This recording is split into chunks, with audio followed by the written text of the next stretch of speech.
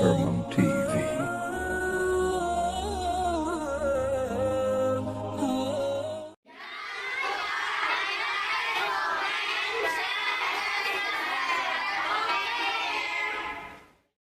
Assalamualaikum warahmatullahi wabarakatuh.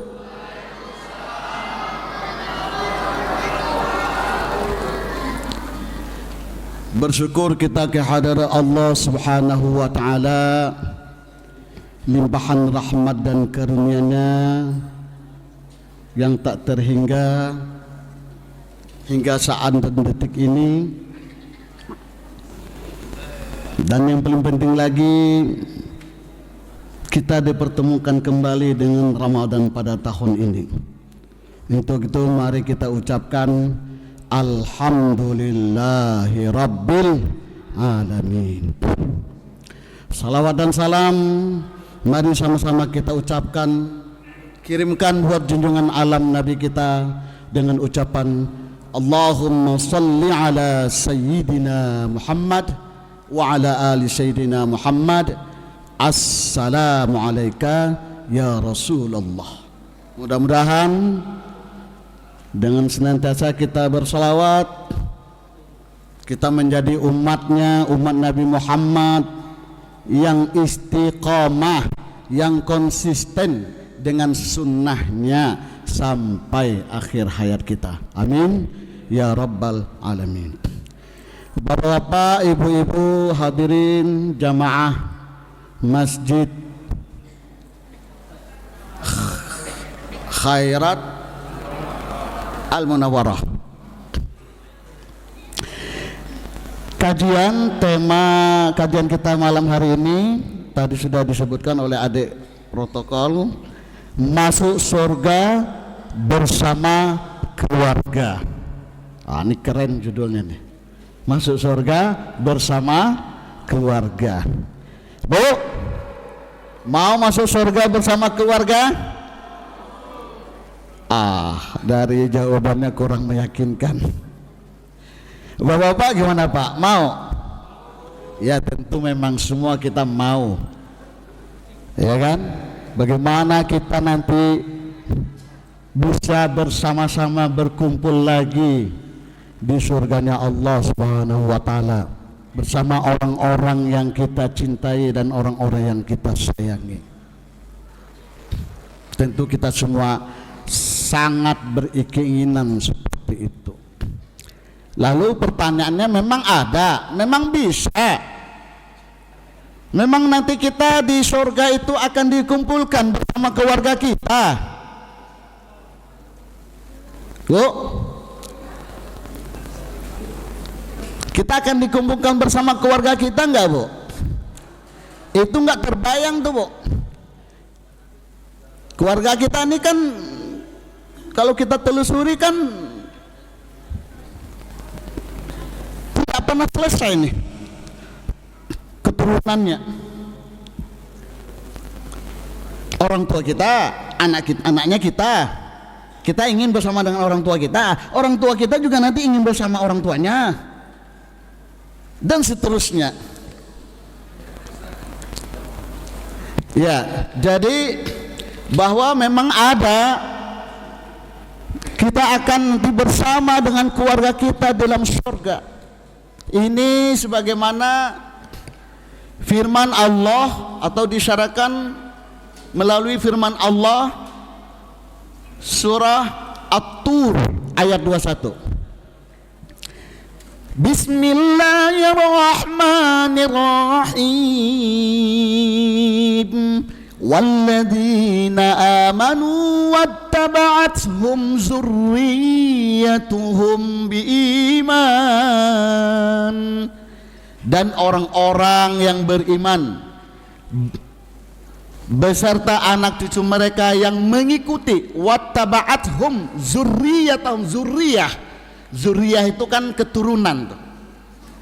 Jadi Al-Quran menggunakan istilah keturunan itu ada walad. Walad itu anak dari bapak, walad. Nah zurriyah itu sudah keturunan sudah lebih jauh, Pak.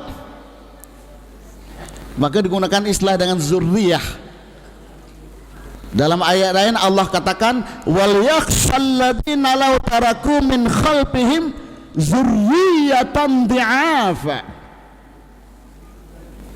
Ini mungkin zurriyah ini mungkin sudah levelnya bisa cucu atau cicit lagi. Zurriyah. Nah, jadi di sini Allah berfirman, dan orang-orang yang beriman beserta anak cucu mereka yang mengikuti mereka bil iman dalam keimanan, alhaqna bihim zurriyatahum, kami pertemukan mereka dengan anak cucu mereka di dalam surga. Alhaqna, ini ayatnya. Jadi dipertemukan dengan anak cucu mereka.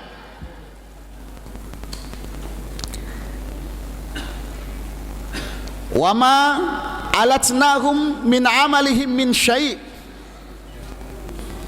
kullum ri'im bima kasaba rahin. Kami tidak mengurangi sedikit pun pahala amal kebajikan mereka. Setiap orang terikat dengan apa yang dikerjakannya. Bapak Ibu hadirin yang dirahmati Allah, ini yang pertama, ayat yang mengisyaratkan bahwa kita masuk surga itu akan dikumpulkan bersama dengan keluarga kita, dengan zuriyah keturunan kita. Itu yang pertama. Yang kedua, bukti atau isyarat bahwa kita bisa bersama nanti di surga dengan keluarga kita. Allah memerintahkan di dalam ayat lain, memerintahkan kita agar supaya kita menjaga diri dan keluarga kita dari api neraka.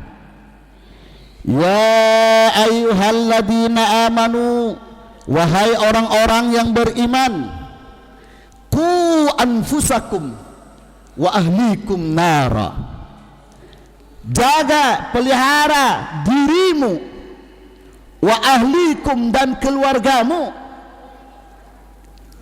Yang termasuk keluarga di sini tentu utama sekali istri dan anak-anak.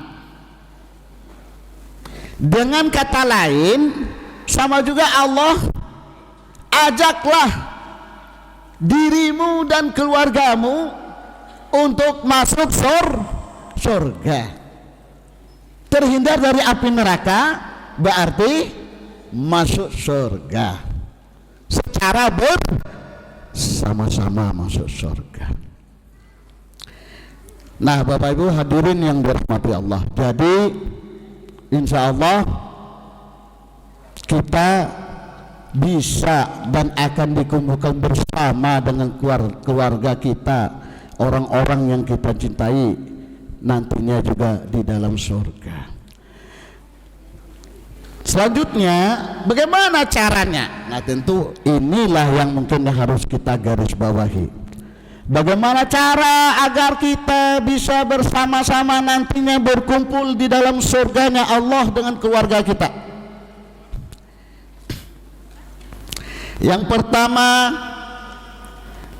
tanamkan nilai-nilai agama kepada anak sejak dini, sejak anak masih kecil. Bapak Ibu hadirin yang dirahmati Allah, anak belum bisa apa-apa, begitu lahir sudah langsung di telinga kanannya, kalau itu laki-laki disunatkan untuk diazankan, padahal masih bayi baru lahir. Nah, coba ini terkait dalam rangka menanamkan nilai-nilai agama sudah sejak dini.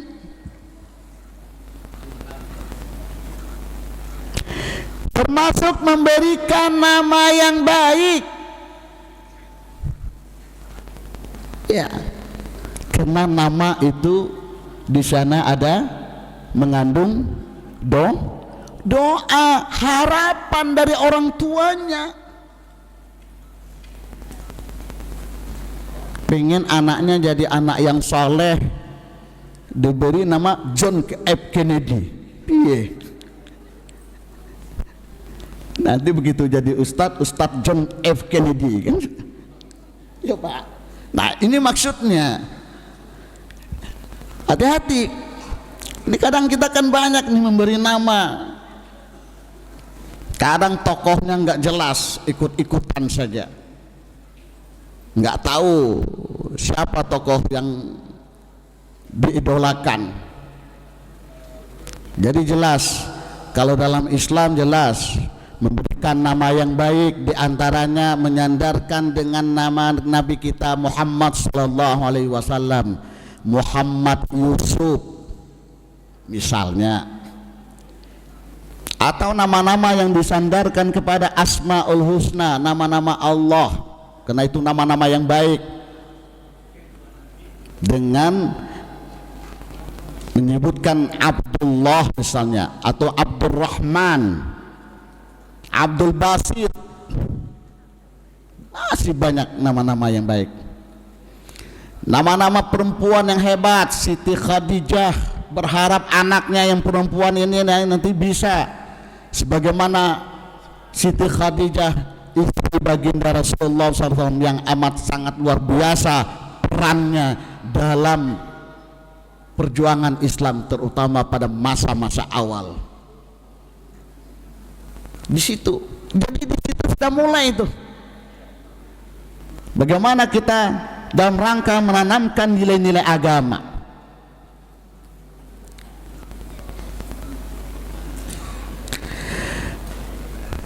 Bapak Ibu hadirin yang dirahmati Allah,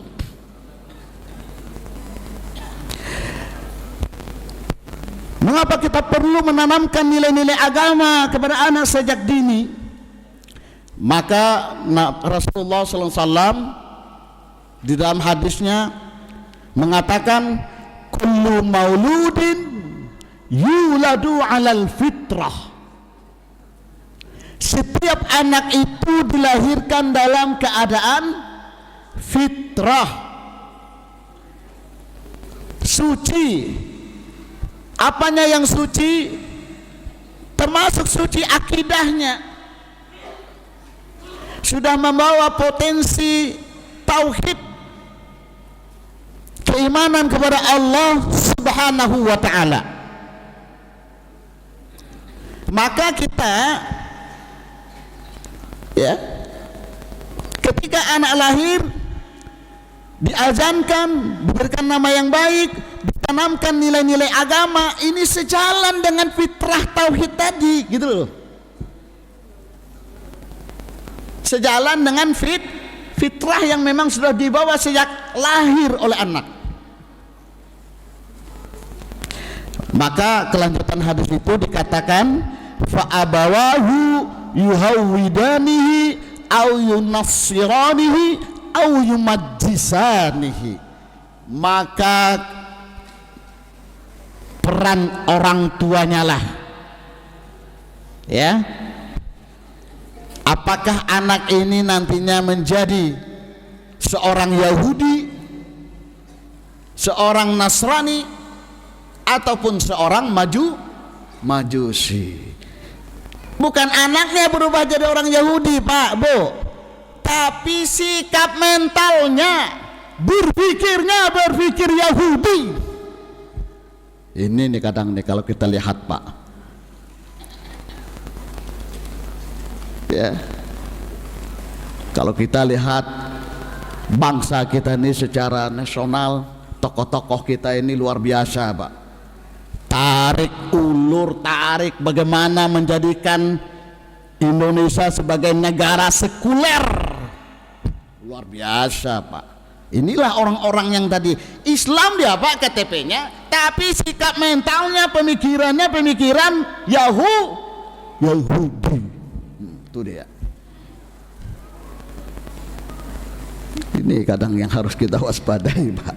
Jadi luar biasa tantangan kita, ya.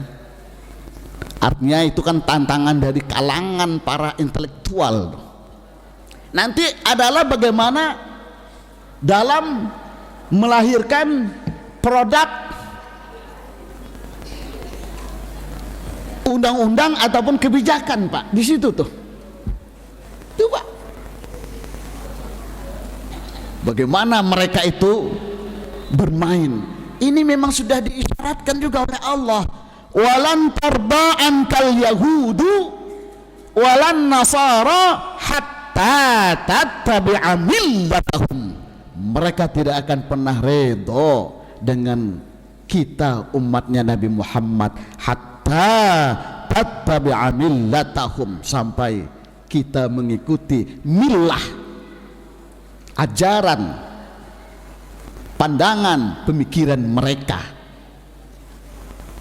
Terus tidak akan pernah berhenti. Itu satu sisi tantangan kita. Nah, Bapak Ibu hadirin yang dirahmati Allah, jadi tanamkan nilai-nilai agama sejak dini. Karena itulah bagian dari kita menanamkan nilai agama ini amat sangat penting.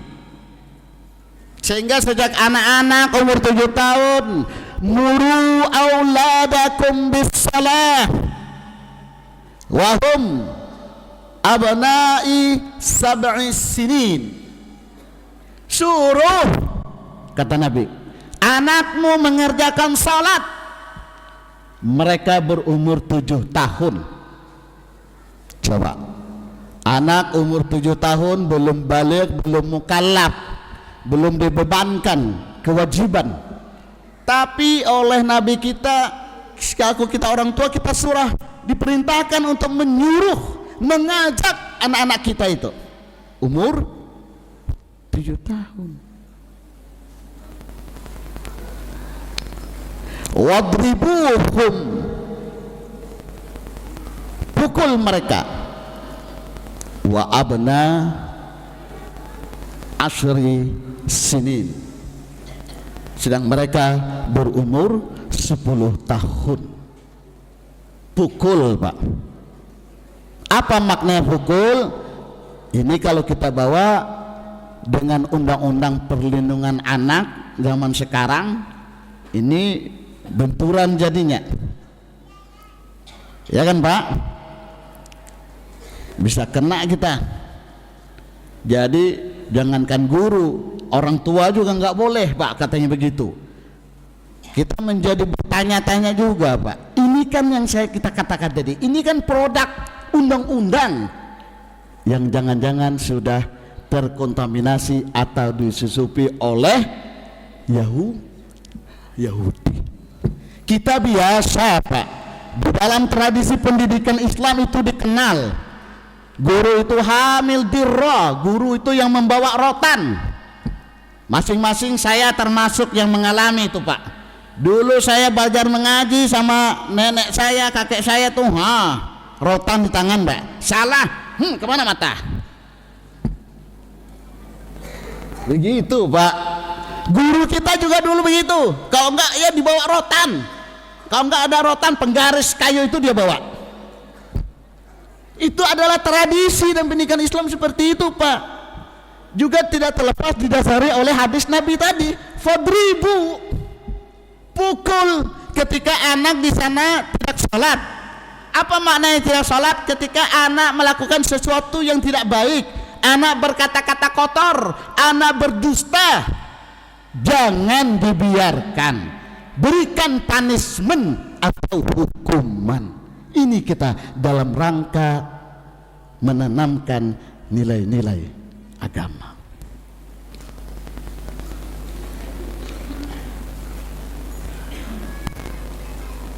Kita kadang melihat kenyataan yang ada saat ini. Kemarin kan, Bu, Pak, ada kan pembahasannya, kajian kita, rusaknya akidah generasi anak-anak gen Z, ya. Coba, jadi dah rusak, Pak. Jadi nilai-nilai agama sudah sejak dini, terutama nilai-nilai akidah itu sudah ditanamkan Bapak Ibu hadirin yang dirahmati Allah, agar terpatri kuat dalam diri. Jadi melalui penanaman nilai agama. Yang kedua melalui pendidikan agama. Kita amat sangat prihatin dan miris hasil penelitian Pak, di beberapa kota besar di Indonesia. Hasil penelitian menunjukkan berkisar 30-40% anak remaja itu sudah melakukan hubungan seksual di luar pernikahan, atau dengan kata lain akibat pergaulan bebas. Ketika didalami lagi Pak, di antara penyebabnya banyak faktor. Salah satunya adalah minimnya pengetahuan, minimnya didikan agama. Bu, Pak, hadirin yang dirahmati Allah, di era kemajuan teknologi saat sekarang ini, orang berbuat maksiat itu nggak perlu lagi keluar rumah, cukup dia di dalam rumah, bahkan di kamar, bahkan di genggamannya nih. Ada nggak Bapak Ibu megang HP sekarang? Nggak tahu tuh. Bisa saja di sini dia di masjid, tapi di sini dia kalau pegang HP apa yang terjadi? Bisa judi online, menyebarkan berita hoax, gibah. Luar biasa, ini tantangannya. Siapa Bapak Ibu hadirin yang dirahmati Allah yang bisa mengontrol itu? Semua ada dalam genggaman kita. Tidak lain tidak bukan hanya keimanan, rasa takut kepada Allah, khasyatullah fi sirri, senantiasa merasa takut kepada Allah walau dalam keadaan sendirian. Dan itu rasa takut kepada Allah sudah harus mulai ditanamkan sejak anak masih dini, sehingga tertanam dalam diri, dan itu menjadi kontrol, benteng pertahanan terkait dengan kemajuan teknologi seperti sekarang ini. Nah, Bapak Ibu hadirin yang dirahmati Allah, jadi dalam rangka kita berharap bisa bersama dengan keluarga kita nantinya di dalam surga, mari kokohkan lagi, mantapkan lagi pendidikan agama kepada anak-anak kita sudah sejak dini. Tanamkan nilai-nilai agama. Jadi yang dimaksud tanamkan nilai agama itu termasuk diantaranya dengan memberikan contoh tauladan yang baik. Orang tua harus menjadi contoh tauladan yang baik. Jangan hanya menyuruh anaknya salat, dia sendiri enggak salat. Ini enggak benar, makanya enggak berhasil. Nah, inilah ibu-ibu yang dirahmati Allah. Yang terakhir, yang kedua, jangan pernah kita berhenti untuk berdoa, bermohon kepada Allah. Rabbana hab lana min azwajina wa zurriyyatina qurrata a'yun. Mohon kepada Allah agar Allah berikan kita anak-anak yang saleh, anak-anak sebagai atau zurriyah qurrata a'yun. Apa itu zurriyah qurrata a'yun? Yang menyejukkan hati. Senantiasa mohon, berdoa, meminta kepada Allah Subhanahu wa ta'ala, karena kata akhirnya itu ada pada Allah Subhanahu wa ta'ala. Pendidikan, menanamkan nilai agama itu adalah bagian dari ikhtiar kita. Belum ada jaminan. Buktinya anak Nabi Nuh saja justru menjadi anak yang durhaka. Nah, karena itu tentu kita kembalikan semuanya kepada Allah. Allah yang membolak-balikkan hati, Allah yang memberikan hidayah kepada orang yang dikehendakinya. Karena itu kita senantiasa bermohon kepada Allah, Rabbana hablana min azwajina wa zurriyatina qurrata a'yun waj'alna lil muttaqina imama. Rabbana hablana minas solihin. Billahi taufiq wal hidayah. Wassalamu alaikum warahmatullahi wabarakatuh. Oh, kita lanjut dengan kuis ya. Kuis untuk anak-anak yang merasa anak-anak aja ya, atau ya memang anak-anak bukan yang merasa. Ini ada hadiahnya 2 amplop.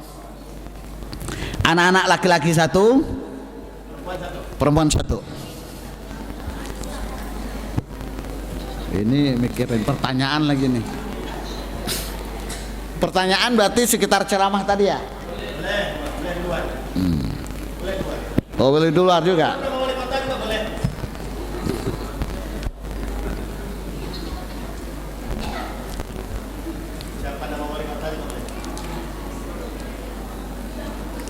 Bentar. Ini dadakan nih, jadi mikirin pertanyaan.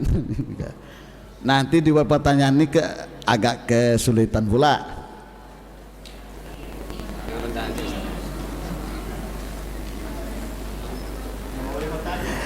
Siapa nama seorang wanita yang paling dekat dengan Nabi, kerabat Nabi? Tadi juga sudah saya singgung dalam ceramah. Yang amat besar jasanya dalam perjuangan Nabi Muhammad SAW di awal-awal menyebarkan Islam.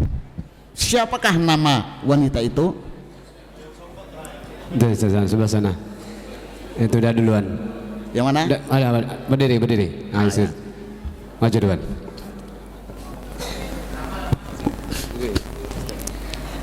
Wanita tersebut bernama Siti Khadijah. Iya, 100. Alhamdulillah. Nah, semoga berkah menjadi anak yang soleh.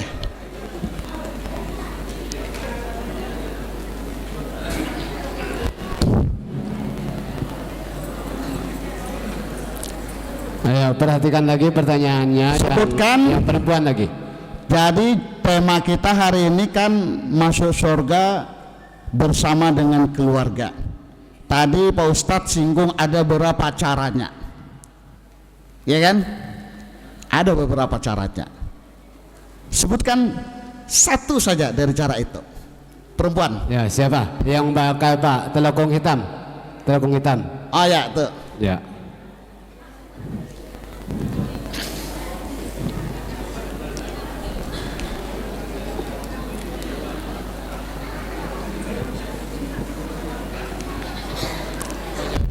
Ya, di situ saja juga nggak apa-apa. Mengajarkan agama sejak dini. Mengajarkan Agama sejak dini. mengerjakan agama sejak dini. Boleh. Atau menanamkan nilai-nilai agama sejak dini. Oke, Betul, boleh. Ustaz? Betul, alhamdulillah. Silakan. Itu sampaikan nih. Misi. Nah, baik, sekali lagi terima kasih atas perhatiannya. Mohon maaf atas segala kekurangan. Billahi taufiq wal hidayah. Wassalamualaikum warahmatullahi wabarakatuh.